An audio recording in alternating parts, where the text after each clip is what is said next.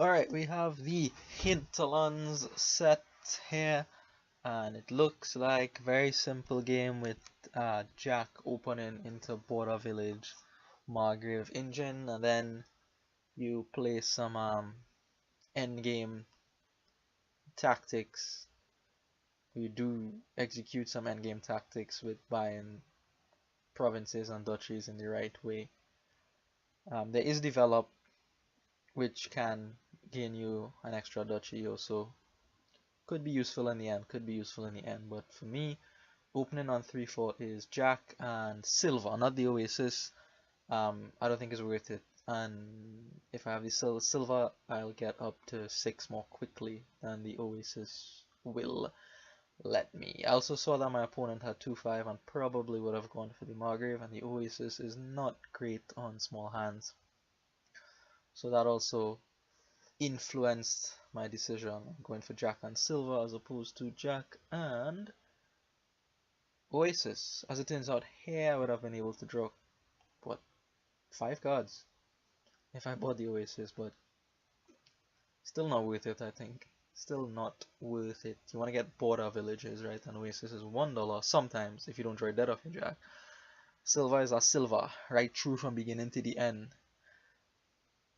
My opponent has 5 again, but goes for a Jack, which I think is the correct thing to do there. 4, I thought about a second Jack. I don't think it's terrible to buy a second Jack actually, especially in the face of Margraves all over the place. But I go for Silver instead of the second Jack, looking for Border Village. So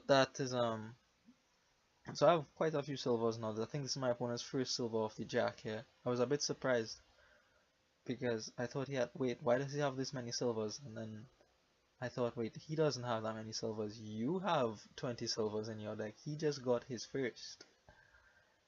So having 20 silvers in your deck means I get to see one at the top here. I will leave it with the Jack and pick up a Border Village and a Margrave, and we are on our way with the engine building here. So my opponent hits me with the Margrave here and leaves me with $5 in hand. So see, here's where the Oasis would have been bad, right? Because what I am going to do here, he picks up Border Village and Margrave, of course.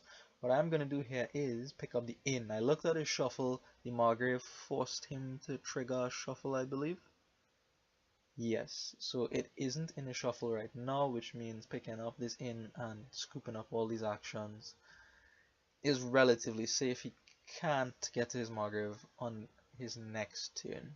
However, he's going to pick up an inn also. So I don't like him picking up the inn at this point. Oh, if you are going to pick up the inn, just pick up inn and Jack. Oh, well, actually what he does is fine because he knows I'm going to hit him with the Margrave here. So you have to take the Jack at least, and the villages of course, and the Margrave to attack me. So the inn is fine then, never mind. As long as you pick up the Jack. If you don't pick up the Jack, then it's not so great. So I'm going to play the Border Village first, then the inn. I'm still looking for estates to trash, so playing the Border Village first gives me 1 extra card search space. Don't find the estate, but oh well. Pick up quite a bit of money from the Jack, which still draws. 2 cards now because of the inn and the Margrave. So I have 9 here, and I go for a bit of an interesting play. So this is usually a snap Border Village Margrave. You might consider an Oasis now because you can get bigger hand sizes, but I actually do something a little bit different here, and you can tell me what you think about it. I go for Jack and inn in that order, of course, because there's 4 cards at the top of my deck. Probably, actually, these are all the action cards in my deck, so those 4 cards are not very good. By putting the inn and the Jack back on top of my deck, I will at least try to draw something, and I expect my opponent to hit me with Margrave on this turn, so I will probably draw a lot of cards with Jack. Well, more than the 1 anyway. So yeah, I went for that, and that is going to be a feature of our decks, I believe, using inn to stuff or to set our hand so that we are more reliable. There's going to be quite a bit of silver floating around in our deck, so if we are able to get to the end of our shuffle somehow and we have a lot of money, like if you have 12, right, you could go border village, Margrave, border village, inn, and then put all 4 of those back on top of your deck and guarantee some kind of kickoff next turn. So I expect that to be a feature of our deck building here, picking up timely inns. So here I could have played this jack instead of risking the inn, but I said, are the chances I'll find my only Margrave in 13, 14, 15 cards? Has to be very low, right? Well, I found the Margrave and I have the jack in hand, and now I have a decision here of whether to play the jack or the Margrave. The jack will draw more cards, but the Margrave will hit my opponent, and I opt for the attack over the cards, and as it turns out, I draw into my second jack.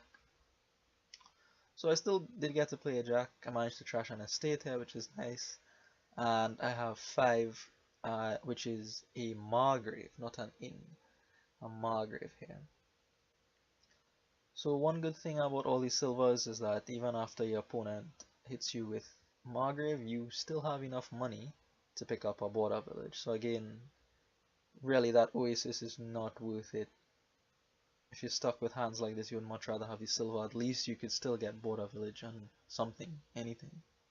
So quite a nice turn for my opponent. Both his Margraves come out along with his jack. He's gonna have 8, and I think this is just a border village and a Margrave, I believe. Actually, very interesting thing. You saw me toggle the whatever that thing is called there. He actually caused a bad reshuffle. So there's 6 or so cards on top of his deck, and all his action cards are outside the shuffle. So I'm actually a little bit happy I don't have Margrave on this turn to help him get through that bad shuffle more quickly. So because of that bad shuffle, it is going to influence what he picks up here. He goes for an Oasis followed by an inn, in the hopes to get through the bad shuffle more quickly, and hopefully for him, of course, he would find a Margrave and kick off again. But yeah, I'm just going to pick up my border village and my Margrave, and I'm so happy he wasn't able to play Margrave on that turn. I had a hand of 5 action cards, so happy he didn't play Margrave, and he wasn't able to at all, even with the inn and the Oasis around. So I'm going to play the jack here for a little bit of draw. Of course, the silvers boost your economy. So to keep up with the silver gain from the jack, you need to keep putting Margraves and villages into your deck. You have to do that, otherwise your deck becomes very, very bloated with silver and you don't get the nice connections with the villages and the draw.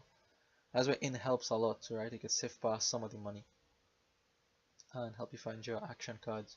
So here I have quite a good turn, 13 and 2 buys, well more than 2 buys, but I'm only going to use 2 buys for border village, Margrave, border village, Margrave. I don't think there's the right time for the inn. I don't think so, especially because I know there's a border village and a Margrave in the back still from my previous turn. So I was hoping to find it. Actually I didn't find it, but my opponent draws me into the border village at least here, and I have the jack, so I can draw some cards with it. So just another Margrave for my opponent. Going to play jack here because it draws as many cards as the Margrave, but it gives me 1 extra card to search in, and I always have the Margrave if I don't draw an action card to play at the end for the attack. So it actually draws me into 3 villages, which is terrible. Terrible. What is all my draw going to be supported on? Or nothing. Absolutely nothing. So I am thinking of here putting an inn into my deck near the end of the shuffle, or actually even right now is fine because it can find all the draw cards once more. So I think I won the Margrave split 6-4, which is crucial, absolutely crucial on this board. There is Embassy for draw, but it doesn't really do well on small hand sizes, and it only draws 2 cards effectively. So all my opponent's Margraves actually allows me to find that border village. I was surprised. I thought I didn't have anything left in the back here, but I do have the border village. And again, look, another bad shuffle triggered for my opponent. He didn't have to play that jack, and it is going to force him to make a similar play to what he did the last time he caused a bad shuffle, which is shuffling some sifters into his deck there. instead of maybe going for, I don't know, Border Village and Cartographer, or Gold and Oasis or something, or just straight Province, because he's dead for a turn there, and hopefully with the I think he does the exact same thing he did last time, the Oasis and the Inn, in an attempt to yeah, get through that shuffle more quickly. Alternatively, he could have gone for the play I made, which is the Jack and the Inn at this point. Because I am probably going to hit you with Margrave. If you find the Inn and the Jack, you will draw quite a few cards, but he goes for Border Village. He goes for the Oasis first, then Border Village into Inn. Yes, and so he has to do that instead of something that he probably wanted to do to try to rescue his turn. But I don't think he can rescue his turn with those cards, so he's probably dead for this upcoming turn. And I believe this is where I see my opportunity to use the effect of Inn. Because if he's dead here, I could use the Inn and shuffle back all my action cards, get a nice big turn off here. Real nice big turn, and see where I could take the game from there. So I'm going to pick up the Border Village into the Inn at this point, and try to be a little bit careful. I don't want to shuffle too much draw, because I could draw a hand of 5 Margraves or 4 Margraves and a Jack and just weep tears forever and ever because of bad shuffle luck. But I think I should be okay with what I shuffle back, and I pick up a Develop. I mentioned the Develop at the start of the game. Now we're at the end of the game and it has potential to gain duchies. I could turn my Jack, is what I was thinking, into an Inn, for example, at the correct time. Get back an Inn, get a Cartographer, get a duchy, and the Oasis would be welcome at that point. Like, if I can't play Develop, I could probably make use of the Oasis at that point in time. Or even just another silver for the economy, right? So here I don't play the Jack because there's probably good cards on top of my deck, and I rather play the Margrave. Like, to get draw to the Jack, I would need to use the Inn to get like at least 2 cards. But yeah, here I actually am thinking of the win, because what I can do is develop the Inn into Border Village, gain another Inn, and then I would need $12 to win the game. And I actually like the triggering that shuffle for my opponent was very, very bad, because it allowed me to do all of this. I could take that Inn with confidence, take the Border Village and the Inn with confidence that he was very restricted on his turn, and just set up this nice big turn for me. I'm able to find back the Develop and enough money to close out the game here. So I mean, yeah, just watch your shuffles. Bad shuffles can and will cost you games, and even if it doesn't cost you the game, it will cost you tempo. You will have to sit through a turn or two just not doing anything significant. So that is the Hinterlands set. The Noble Brigand is just for extra money if I need it. So I'm gonna buy the last Inns and finish out the game. So that's the Hinterlands set. Nice fluid deck with all these silvers and the Margraves around. And thanks for watching.